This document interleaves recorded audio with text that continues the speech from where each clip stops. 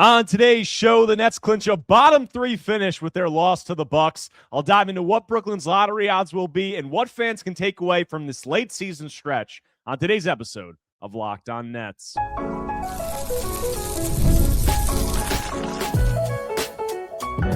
You are Locked On Nets, your daily Brooklyn Nets podcast. Part of the Locked On Podcast Network, your team every day. Welcome in to Locked On Nets. I'm Erik Slater. On today's show, the Nets come away with a 125-108 loss to the Milwaukee Bucks on Thursday at Pfizer V Forum. And they get some favorable outcomes in other games with the Utah Jazz beating the Memphis Grizzlies and the Sacramento Kings beating the Golden State Warriors. And with those outcomes, the Nets clinch top three lottery odds, a bottom three finish. Brooklyn fans do not have to sit on the edge of their seats for the final game of the season in Toronto. It's done. And, for Nets fans, I think that's a welcome sight. The Nets put a little bit of a scare into fans with those wins over the Washington Wizards and the Milwaukee Bucks in back-to-back games. And the Nets had to lose out their final three games, and they ramp up their tanking urgency during their last two losses, and they get some favorable outcomes on Thursday, and it's over. The tank is almost over. I mean, I'm tired of covering the tank, frankly. I do my best job, and I do as good of a job as I can, but I'm tired of talking about the tank. The odds are locked in top three. There's some other things that can happen based on the outcomes of the final games, which I'm going to talk about.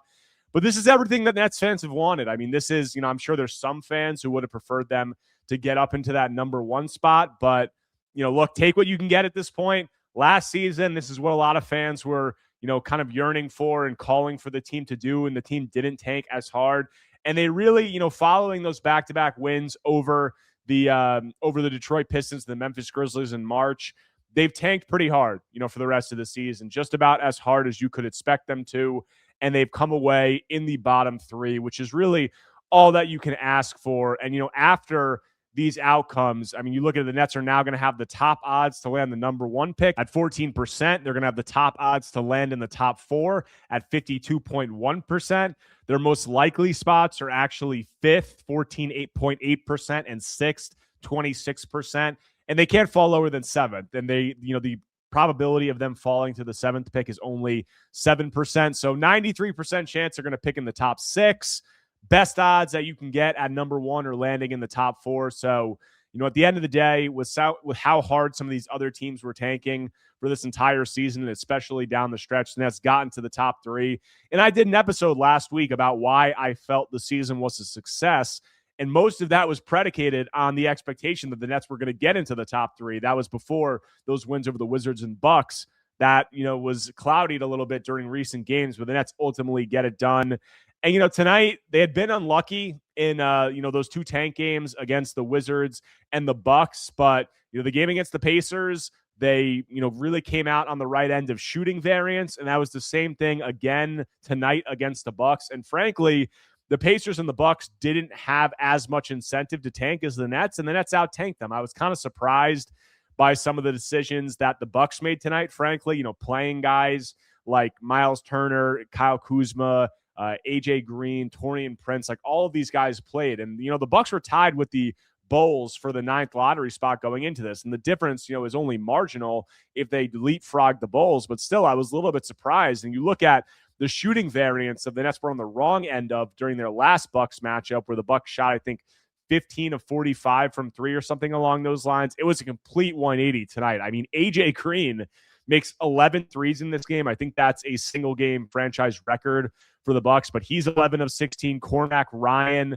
is 5 of 9 from three. He scores 28 points. The Bucks do 24 of 48 from three as a team. They set a season high for made threes. So luck started to come around on the Nets side, and luck is part of it. But the other part of it is that they tanked harder, during these last couple games against the Indiana Pacers and the Milwaukee Bucks. And you look at it now, I mean, the only thing that fans should be watching for now at this point is whether the Nets can get up into second potentially and tie the Indiana Pacers, because they now have one more win than the Indiana Pacers. But as I've said on prior pods, I mean, the Pacers, it doesn't matter, whether they're 1, 2, or 3 in the lottery standings. I mean, they're not getting 1 because Washington clinched that, but it doesn't matter whether they're 2 or 3 because they owe the top 4 protected pick to the Clippers, and all that matters for them is having the best chances of landing in the top 4 because anything outside of the top 4, it goes to the Clippers, and the 1, 2, 3 spots all have a 52.1% chance of landing in the top 4. So the Pacers play the final game of the season against the Detroit Pistons, who have already clinched the number 1 seed. They don't have anything to play for from a seeding perspective. They are at 59 wins, so the Pistons could go for a win in that game to get to 60. The Pacers, maybe they just continue to rest their guys, but the Pacers have no incentive to tank in that game. The Pistons really have no seeding incentive to win that game. So it's definitely not out of the realm of possibilities that the Pacers could get a win in that game. We'll see if the Pistons play their guys. And then on the Nets end, the Nets are playing the Toronto Raptors on Sunday, and with another couple of favorable outcomes for the Nets, with the Raptors losing to the Knicks and the Orlando Magic beating the Chicago Bulls, the Magic and the Raptors now have the same record, but Toronto owns the tiebreaker. Toronto's in 6th, the Magic are in 7th. So Toronto has to beat the Nets on Sunday or risk falling into the play-in. So they're going to be playing extremely hard. They have everything to play for. So even if the Kings and the Jazz lost their games tonight, it didn't really matter because practically it didn't really matter because the Nets it would be shocking if the Nets beat the Raptors on Sunday with what the Raptors have to play for. But it's locked up, and these outcomes, after 2 outcomes where the Nets beat the Wizards and the Bucks and fans were panicking a little bit, everything kind of broke the Nets' way, and the Nets put themselves in a good position for things to break their way with how hard they tanked in some of these games. But some of the other outcomes, tonight was all about the tank across the NBA. That was a big storyline. And that Jazz Grizzlies game. I did a recent episode with Brian Lewis about the NBA's anti-tanking proposals, and I think that they're ridiculous, the anti-tanking proposals that the NBA has put forth. But that Jazz Grizzlies game was pretty exemplary of why the NBA is considering these changes that are pretty drastic. And even if I don't agree with the effect that they think they're going to have, the reason that they're saying we're not going through another season of this, because the Jazz, who are tanking hard, are one of the worst teams in the NBA, lose to the Grizzlies by 45 points. That was just unbelievable. I was watching the Nets game, but I was, looking over at that Jazz score because it had implications for the Nets. And the Grizzlies only played, they only had 6 players who played in the game. They played 5 for the overwhelming majority of the game. Ex-net Derek Whitehead, who's on a 10-day contract with the Grizzlies, came out hot and I think was 6 of 12 to start the game. And they benched him after the first quarter. They didn't bring him back in until the final minutes.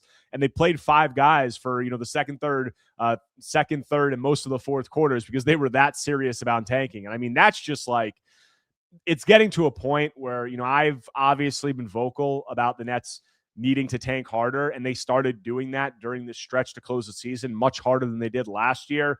But, some of this stuff is ridiculous. I don't blame the Grizzlies, because it is the way the league is set up. I've spoke about this in the past, and that was a big difference. I think they increased their chances of picking in the top 10 by 10% or something like that with that win. But ridiculous stuff. It's just absurd. And the Kings, they went the other direction. Frankly, one of the biggest things that the Nets had going for them down the stretch of this season was the fact that the Kings were just completely dumb about their tank, in my opinion. The Kings I think they've won 10 of their last 22 games, and that's completely played them from the number 1 spot to now the number 5 spot. They had a chance to get up to 4 today if they lost, and they, commend them if you want. You can say it's ethical or whatever, but that's one of the biggest things that the Nets had going for them after the Nets dug that hole where they went 7-4 in December. They were kind of behind the 8 ball. The Kings just completely tanking the wrong way down the stretch, or you could say not even tanking because they've won 10 of their last 22. That allowed the Nets to get up into the top 3. So that was a positive development. Overall, the Nets are in the top 3. They have the top odds at the number 1 pick, being in the top 4, being in the top 3. I think that's all that fans were asking for at this point. And when I posted the confirmation that they clinched, I saw a lot of happy fans on the timeline. So we'll see what happens in the final game. But regardless, the Nets are going to be in a good position odds-wise when they get into that draft lottery room in May. But some other stuff I want to talk about on today's episode. I want to talk about a couple of the rookie performances during this game against the Bucks, and just the rookie takeaways overall from this second half of the season, this late season stretch. What can we take away from those guys? So we'll get into that when I continue Locked On Nets after a quick break.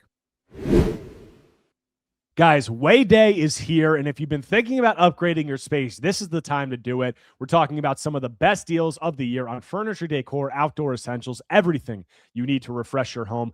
During Way Day, Wayfair is offering up to 80% off with fast and free shipping on everything, making it easy to find pieces that fit your style and budget. Guys, my favorite part about using Wayfair, it's super easy to filter by size, style, and price, so you're not wasting time scrolling. The reviews and photos help you feel confident in what you're getting, and Wayfair verified products are vetted by specialists, so you know you're getting quality. Whether it's upgrading a room, adding outdoor pieces, or just finding something that ties your space together, it makes the whole process simple from start to finish. Way Day is the sale to shop the best deals in home. We're talking up to 80% off with fast and free shipping on everything. Head to wayfair.com April 25th through April 27th to shop Way Day. That's WAYFAI. That's WAYFAIR.com. Wayfair. Every style, every home. There's nothing like being in an NBA arena, the crowd, the energy, the moment. Getting tickets, though, that part hasn't always been so simple. That's why Game Time has become the go-to app for scoring tickets fast without the hassle. It puts the advantage back where it belongs, with the fans. Guys, you'll pull up the Game Time app, pick an upcoming NBA game, and have tickets locked in within minutes. You'll love seeing the all-in price up front. No surprise fees at checkout. Being able to see the view from the seat before buying makes the decision easy. Zone deals will stand out. Choose the section. Game Time picks the seats, and you save big. Everything feels quick, intuitive, and stress-free from start to finish. So take the guesswork out of buying NBA tickets with Game Time. Download the Game Time app, create an account, and use code LOCKEDON for $20 off your first purchase. Let's go to LOCKEDON for $20 off. Download the Game Time app today, and remember, it's gametime.co, not .com.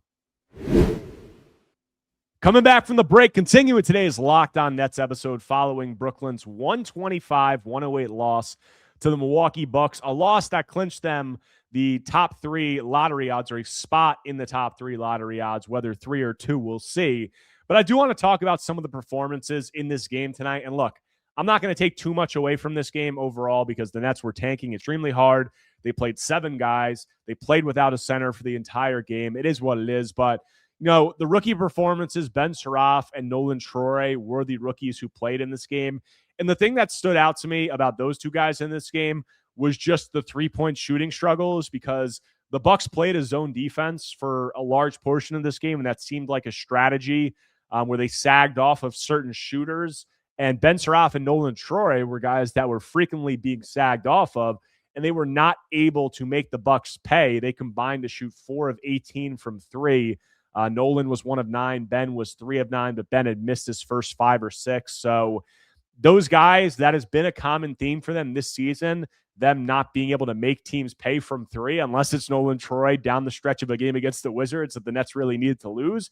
But overall, I mean, that's going to be a big development for both of those guys, because obviously they're both ball handlers. You know, Nolan and Ben, defenders are going under screens on them for a large portion of the season at this point, and they really haven't been able to make them pay with pull-up threes at anything close to resembling a respectable rate. So that's going to be huge for them. And it's really the story of the entire Nets rookie class outside of Yegor Dioman, because, I mean, you go on down the line, you look at it, like Nolan Troy shot 31.8% from 3 this season. Ben Suraf, 21.3%. Drake Powell, 28.7%. Danny Wolf, 32.2%. And this was the knock on the Nets rookie draft class, coming in, was that they picked a lot of guys with overlapping skill sets as ball handlers and a lot of guys who couldn't shoot. I mean, even Yegor Dioman was lumped into that conversation because he shot, 27 or 28% at BYU. And, thankfully for the Nets, he was able to turn that around. And that has, lent a lot of confidence, his 3-point shooting, that he is going to be a, positive impact player in the NBA long term. But the rest of these guys, there's going to be big questions, because none of them, I would really say, are guys that are going to be able to excel if they can't shoot from 3. Because you look at, Nolan Troy is a 6'4" guard who, sure, he can touch the paint, he can get downhill, he is a solid advantage creator. I think he has good court vision. But at the end of the day, how many 6'4" guards do you see excel in the NBA who can't shoot from 3? who are like legitimate non-shooters who teams don't respect beyond the arc. You don't really see that. And in Nolan Trore's case, I mean, I've spoken about this on recent episodes, and I'm going to do a series, later next week, recapping all of the rookie seasons one by one. But Nolan's a guy who, at 6'4" as a below the rim finisher, you don't really have too much confidence, or at least I don't, that he's going to be like this hyper efficient finisher at the rim. Maybe he can add more size. Maybe he can add more weight. Maybe he gets a little bit more comfortable operating down there. But in an NBA, when there's a lot of size and athleticism and rim protection down low, a 6'4" guy who has a slight frame, who's a below the rim player, that's just not a guy that I'm that confident in becoming a super efficient finisher around the rim. So the jump shooting and the 3-point shooting is going to be a big development for him. And, 31.8% from three this season. He's had stretches where he's been hot. So, I have more confidence in him than a guy like Ben Suraf, but it's going to be big for him. And you talk about a guy like Ben Suraf, I mean, he's a little bit bigger at 6'6". That could lend him some positional versatility. But, if he can't shoot from three whatsoever, like if he's a, below 30% 3-point shooter, I'm just not sure what kind of role he has. I mean, it's definitely not going to be a role where he can be anything where he's starting or closing games. Like, that's going to be out of the window. And anything else, it's going to be tough for him to stick in the NBA if he shoots at that rate. And for all the good things that Ben showed down the stretch of this season in terms of being able to get downhill, improving as a finisher as he got more reps late in the year, improving as a decision maker, playing off of 2 feet, not getting caught in the air, not turning the ball over as much. I think all of that stuff started to look better. But I mean, he's so far away as a 3-point shooter. I mean, he shot 21.3% from three this season. Over the final 20 games of the season, he's shooting like 12% or something along those lines. So, Ben, for all the good things that you've seen from him this year down the stretch, the 3-point shooting just sticks out like a sore thumb. And when he shoots, I mean, he made 3 threes in this game tonight, but he was 3 of 9, missed his first 5 or 6. When he shoots, you don't really have any confidence that it's going to go in. And look, I know the shooting coach that Ben has been working with, I've spoken to him about it. He's confident that Ben is going to be able to make some of these strides. So we'll see, if that's the case, but it just looks very far away right now. And that's the case with, some of these other guys like Drake Powell. I said 28.7% from three, another guy who it's going to be very important for him to develop that 3-point shot, because unlike Nolan Shore and Ben Suraf, he's not a natural on-ball creator. Like, I think we've seen his limitations on the ball as the season progressed. He had some nice moments earlier in the season. He was efficient as a rim finisher. He shot well from the mid-range this year, but that was on pretty low volume because he has trouble, penetrating and getting downhill. He doesn't have natural off-the-dribble moves. So with that, he's going to play off the ball, and he's going to need to be able to shoot from three. Like, similar to a guy like Nolan Troy. I know Drake's a little bit bigger and plays good defense, which could give him a little bit more of a floor. But with his limited on-ball game, which I think can get better, sure, but with where it's at to start, if he's a bad 3-point shooter, he's just going to end up, in my opinion, probably looking like a 0 offensively a lot of the time, which is going to make things really tough for him. And then Danny Wolf's the guy who, I think the 3-point shot for him, he shot the best percentage out of these guys, albeit by a slight margin. But with him, he's also a poor rim finisher this season for a guy who is his size, but at least he's 6'11". So you would, say with him, even if he shoots a little bit more poorly from three, at least you have some size out there. But for him also, not going to be a guy who's just cooking and posting all of this high usage as an on-ball player, going to have to play off the ball. So the 3-point shooting overall, I think I laid out some reasons there for all of those guys, why it's going to be important. But that was the theme, with these rookies entering the season, was the lack of 3-point shooting across all of those guys. And the Nets made, 5 first-round picks. They were throwing darts at a dartboard. And you could see like the logic behind what they did. They took bets on a lot of guys with past pedigree. They took bets on guys who are, sound ball handlers or talented ball handlers who had good positional size. And they were hoping that some of them could develop a 3-point shot. They bet right with Yegor Doman, it seems like. He looks like he's going to be a very high-level shooter in the NBA. So that's one guy. And then the rest of these guys, you'll see how it can come along. But the Nets are going to need at least one of these other guys, if not a couple, to develop a 3-point shot to allow them to, carve out a role, with the rotation long-term. So we'll see how that comes along. The last thing I want to close this episode out on is talking about some of the end of the roster guys, some of the guys who played in this game tonight, who did not play in this game tonight, the 2-ways, the 10 days, who I think maybe could stick with the Nets next season. Who are those guys, and what should Nets fans be looking for them? And what should Nets fans be looking for from them? I'll get into all that when I close out Locked On Nets after a quick break. Workplace chaos, deadline stacking up, inbox overflowing, and the one position you have to fill still sitting open. When the pressure's on and you need the right hire, that's a job for Indeed Sponsored Jobs. Indeed Sponsored Jobs helps you reach people who actually fit what you're looking for. Skills, experience, location. So you're not just hoping the right candidate stumbles across your post. Here's a stat that says it all. In the minute I've been talking to you, companies like yours made 27 hires on Indeed, according to Indeed data worldwide. So if you're hiring, spend less time searching and more time interviewing candidates who check all your boxes. Less stress, less time, more results. When you need the right person to cut through the chaos, that's a job for Indeed Sponsored Jobs. And listeners of this show will get a $75 sponsored job credit to help get your job the premium status it deserves at Indeed.com/podcast. Just go to Indeed.com/podcast right now and support our show by saying you heard about Indeed on this podcast. Indeed.com/podcast. Terms and conditions apply. Need to hire? That's a job for Indeed Sponsored Jobs.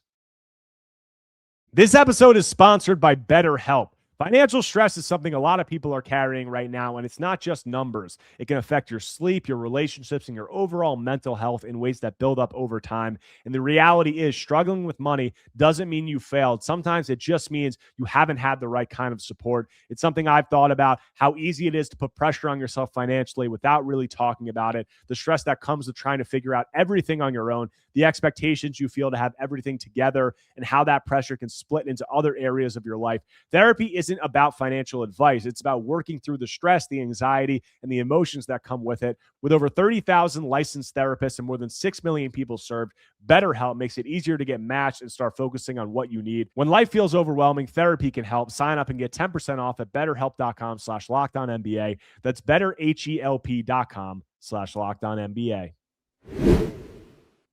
Coming back from the break, closing out today's Locked On Nets episode following Brooklyn's 125-108 loss to the Milwaukee Bucks. And I just hit on some of the rookies and some larger talking points. But if we're talking about late season takeaways, I think that Nets fans can take some stuff from what they have seen from the 2 days, the 10 days, some of those guys.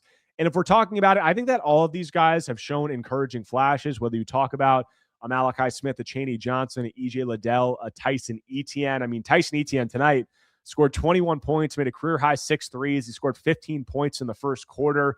He was really the only thing that kept the Nets close. So, good performance by Tyson. I think he's a guy who plays hard. I think he's about the right things. I know Tyson going back because I played against him in high school basketball in North Jersey. Good player, but I think you obviously know the limitations with him from a size perspective. I think that the guys that you're looking at more are Malachi Smith, Chaney Johnson, and EJ Liddell. And all three of those guys, I think, have shown some encouraging stuff where you think that they could be back in training camp next year and maybe secure a two-way spot. Maybe one of them can push for an end of roster spot. And if I'm going through them individually, I mean, Malachi Smith is the guy who has produced the most efficiently during his time in the NBA this season. And the Nets obviously rewarded him with the 2-year contract as reported, which is the rest of this season and most likely a non-guaranteed standard deal next season. So, essentially a training camp invite. But Malachi Smith, I mean, you look at him tonight, he had another really efficient game. He had 19 points, 8 rebounds, 10 assists, 0 turnovers, 7-11 from the field, and 5 of 7 from 3. And you look at Malachi, over his last 10 games since he really started getting consistent minutes, he's at 10.2 points, 3.4 assists, 0.6 turnovers. So really efficient there. Assist to turnover, like over 5, 53.4% from the field, and 47.2% from 3. So look, it's a small sample size. It's 10 games. You don't want to take too much away from a guy, during what they call Mickey Mouse March, especially when he's on a heater from 3. But I mean, he was efficient. Like he made the most of his opportunity. I don't think anybody can quibble with that. I think that he showed, shot making chops. He showed really sound decision making. I mean, 3.4 assists to 0.6 turnovers. That's pretty impressive, over that sample size, especially given some of the other guys that he was playing with. And look, Malachi, he's a 6'4" guard. He's not the most athletic guy. He's 26 years old. He's playing in his first NBA games. I'm not too bullish on him becoming anything with the Nets long term, but I definitely think that he showed enough to earn himself an opportunity in training camp next season. And, you'll see where you go from there. But I think that it was a good success story for a guy who, really battled some injuries after he got out of college and was kind of, moving from G League team to G League team during his first few pro seasons. And he got back out on the other side of that, and he did a good job. So that's a nice story. And the next guy, Chaney Johnson is honestly the guy that I would be most excited about, just because I think that he fits the NBA mold. He looks NBA. He looks the part, from an NBA athleticism standpoint, a body standpoint, all of that, 6'7", good strength, extremely good leaper, like over a 40-inch vertical, struggled as a three-point shooter, but has shown some feel for the game, was able to scale up. I think one of the biggest indicators that Chaney Johnson could potentially be something is the fact that when the Nets were trying to tank their hardest during these last couple of games, they didn't play Chaney Johnson. They took him out of the rotation. They were like, this guy's helping us too much. And look, you can say part of that is due to the fact that the Nets are without Nick Claxton, Day'Ron Sharpe, Danny Wolf. They have no other big men. So if you remove Chaney Johnson from the equation, you really have no centers, and you're playing, guys like EJ Liddell and Trayvon Scott at center. But still, Chaney Johnson's not a center either. He's a 6'7" guy who's really more of a 3 or a 4. So, I think the fact that Chaney Johnson did not play in these last couple of games, that tells you that he was seen as a positive impact player, even if it was in a really weird set of circumstances. And look, he's a guy who's 6'7" with the athleticism that he has, with some of the, defensive instincts that he showed, with some of the ability to be kind of a hub as a big man and kind of scale up or scale down in terms of role. I think that stuff is interesting. And I think that he should be, back with the Nets in training camp next season. And if they kept him around on a two-way, I don't think at all that would be a bad decision. And then EJ Liddell is the last guy. I talked about him on my last pod, but he had back-to-back pretty impressive performances against the Milwaukee Bucks and the Indiana Pacers. And EJ's a guy who has good size. I think he showed some good scoring instincts in terms of, 3-level scoring, 3-point shooting, being comfortable kind of probing in the mid-range, finishing around the rim. So all of that I think was encouraging. And another guy, I would not at all be surprised if he's back in training camp next season. So we'll see how all that plays out. But I do think that the Nets G League, 2-way, 10-day guys that they called up in the end of the season, I think that they did show a little bit more than I think some fans would have expected. And I think that, you'll see out of that horde of guys, like out of that group of guys, maybe one of them can stick and turn into something as like an end of rotation piece. We'll see. That's all I got for you guys on today's episode of Locked On Nets. If you guys do not already, make sure to subscribe to Locked On Nets on YouTube and wherever you get your podcasts, whether Apple Podcasts or Spotify. If you enjoy my content, take a second right now, smash that like button, leave a comment, leave a 5-star review. Anything you can do to engage is much appreciated. The Nets got one day off on Saturday, and then it's the season finale on Sunday. I recorded also last Fan Take Friday episode of the season today. It's going to be publishing tomorrow on Saturday because I was saving this, post-game episode for today. So I'll have coverage of all that and more when I'm back tomorrow talking more Brooklyn Nets basketball.